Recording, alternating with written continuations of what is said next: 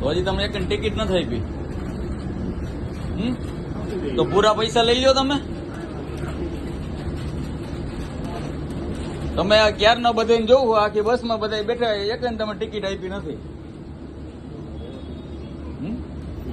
તો આપી જ દેવાની હોય. આ વિડીયો રેવા દો. નંબરની બસ છે. તમારો નિયમ શું આમાં લખેલો હોય જોઈ લો તમે પેલા.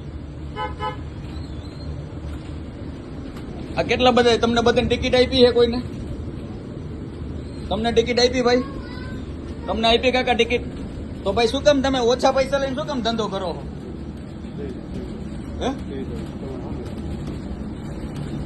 હા મેં એટલે તમે મોવડી ચોકડી માખાવડ થી કેટલા કિલોમીટર થાય? 10 કિલોમીટર 15 કિલોમીટર થાય ને. તો મોવડી ચોકડી આવી ગઈ બરાબર. તો અત્યારે તમે ટિકિટ આપો. એનું રીઝન શું એમ? હે એમ નહીં, જે હોય તમે મને વાત કરો. એનો તમને તકલીફ શું હોય ટિકિટ દેવામાં એ કયો ને.